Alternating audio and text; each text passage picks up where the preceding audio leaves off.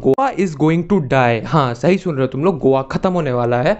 और इसी के लिए आज से 10 दिन पहले 3,000 लोग रास्ते पे उतर के प्रोटेस्ट कर रहे थे।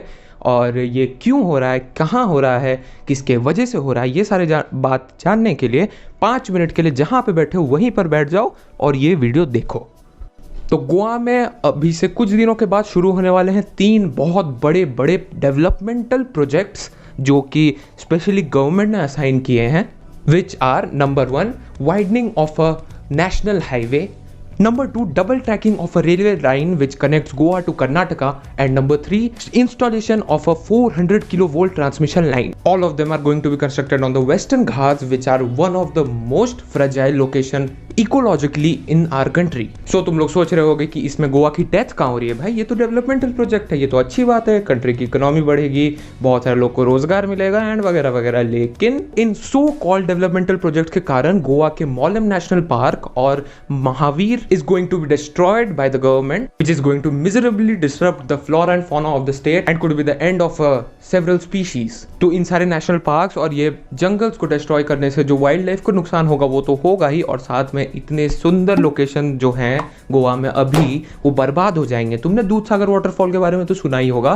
सोचो इसके आसपास की मैं ग्रीनरी हटा दूं और बैरन लैंड कर दूं जहां पे धूल मिट्टी वगैरह पोल्यूशन सब हो रहा हो, तो कैसा दिखेगा ये जगह। इन जंगल्स को डिस्ट्रॉय कर दिया जाएगा तो जंगल्स के एजेस बहुत बड़े हो जाएंगे, क्योंकि they are dividing this huge forest in 4 different parts and fragmenting the whole forest. Edges बड़े होने के कारण एनिमल्स जो डिफरेंट डिफरेंट पार्ट में रह रहे हैं वो एक दूसरे के करीब हो जाएंगे और एक दूसरे की जान को खतरा हो सकता है। और जब डिफरेंट एनिमल्स वगैरह को सबको जगह नहीं मिलेगी जंगल में, तो they will move towards the villages और the nearby human embankment, जिससे उन वाइल्ड एनिमल्स का ह्यूमंस पे हमला करने की बहुत हद तक चांसेस बढ़ जाएगी। और उसके बाद तुम्हें पता ही होगा, कोरोना और इबोला जैसी खतरनाक पैंडेमिक कॉज कर देने वाली चीजें ये एनिमल्स के ह्यूमन इंटरेक्शन के कारण ही इस दुनिया में आई हैं। और क्या पता अगर ह्यूमन इंटरेक्शन बढ़ा और इंडिया से ही एक पैंडेमिक लेवल या फिर इससे भी ज्यादा बड़े लेवल का कुछ एक निकल के डिजीज बाहर आ जाए तो प्रॉब्लम किसने होनी है। फिलहाल कोरोना तो कंट्रोल हो रहा है, लेकिन क्या पता सेकेंड वेव भी कुछ आए।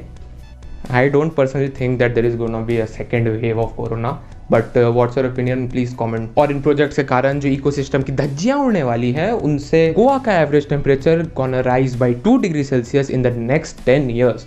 लेकिन तुम्हें क्या लग रहा है 2 डिग्री बहुत कम है? तो गोवा का एवरेज टेम्परेचर 1 डिग्री बढ़ा है पिछले 30 सालों में, और अभी आने वाले 10 सालों में 2 डिग्री बढ़ने वाला है। और इतने सारे पेड़ कटने के बाद हैवी फ्लड्स का खतरा भी गोवा में मंडरा सकता है। और ये कौन कह रहा है? मैं नहीं कह रहा हूँ, माधव गडगिल कह रहे हैं, जिन्होंने केरला के फ्लड्स को प्रेडिक्ट किया था। और ये चीज़ भी जो गोवा के फ्लड्स है वो भी इन्होंने ही प्रेडिक्ट की है। सो इन प्रोजेक्ट्स को, इतना बड़ा प्रोजेक्ट्स को हाँ मिल गया और हमें पता भी नहीं चला, क्योंकि जब इन लोगों को ग्रीन फ्लैग मिला तब लॉकडाउन था, और लॉकडाउन के टाइम में वीडियो कॉन्फ्रेंसिंग के ऊपर इनका डिस्कशन हो गया और डिसीजन ले लिया गया, जो कि बहुत ज़्यादा गलत है। क्योंकि गोवा के पंचायत को हक है उनके एरिया में कंस्ट्रक्शन पे ध्यान रखना, मतलब कि जो भी कंस्ट्रक्ट हो रहा है उन्हें करवाना नहीं करवाना उनके हक में है, वो मना कर सकते हैं इस चीज़ को। और सोर्सेस से पता चला है कि ये जो रेलवे की डबलिंग हो रही है, तो उसका जो सेकेंड लाइन है जो डबल हो रहा है, एक पर्टिकुलर लाइन सिर्फ कोल को एक्सपोर्ट करने के लिए है, और उन फैक्ट्रीज में मशीन्स को यूज़ करवाने के लिए ही वो एक 400 किलोवोल्ट का ट्रांसमिशन लाइन भी इनबिल्ट कर रहे हैं उसी जगह पे। और गोवा को तुम बहुत बड़ा कोल हब बनाने की कोशिश की जा रही है, ऐसा सोर्सेस से पता चला है, क्योंकि private companies export 25 million tons of coal every year. ऐसा जब गवर्नमेंट से क्लेम किया गया, वो साफ साफ इनकार कर रहे हैं। और यहाँ जब पूरी दुनिया रिन्यूएबल सोर्सेज के ऊपर डिपेंड हो रही है, आप कोल के ऊपर क्यों जा रहे हैं भाई? और जबकि मोदी जी ने पेरिस में खुद ही कहा था कि इंडिया ग्रीन हाउस एमिशन को कम करने की पूरी से पूरी कोशिश करेगा, तो एक तरफ आप ग्रीन हाउस एमिशन कम करने की बात कर रहे हैं और दूसरी तरफ कोल से रिश्ता बढ़ा रहे हैं। What is this behaviour Modi ji?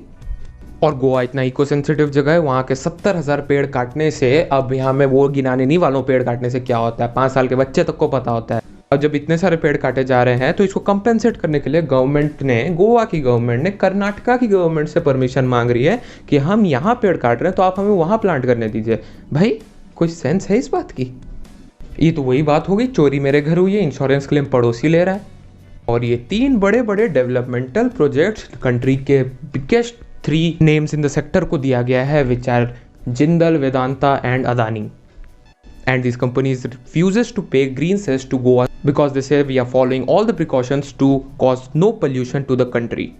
और मज़े की बात तो ये है that these projects were rejected back in 2013 by late Mr. Manohar Parrikar, ex CM of Goa, लेकिन अब इन्हें हाँ बोल दिया गया है भाई प्रमोद सावंत।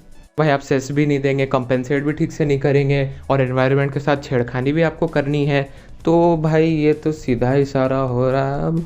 अब भाई ये वीडियो अंधे भक्त के लिए नहीं है, अगर आप अंधे भक्त में से हैं तो आप ये वीडियो बंद कर दीजिए। तो अगर तुम्हें एनवायरनमेंट से थोड़ा भी फर्क पड़ता है तो ये वीडियो को अपने सारे दोस्तों में शेयर करो और ट्विटर पे जाके प्रकाश जावड़ेकर जी को, जो एनवायरमेंटल मिनिस्टर है हमारे कंट्री के, उन्हें जाके ट्विटर पे बताओ, क्योंकि उनका कहना है कि पब्लिक की तरफ से कोई इशूज़ आ नहीं रहा है, आप लोग फालतू का उछल रहे हैं। तो भाई पब्लिक को दिखाओ एनवायरनमेंट में क्या फ़र्क होने से लोगों को फ़र्क पड़ रहा है। चलो।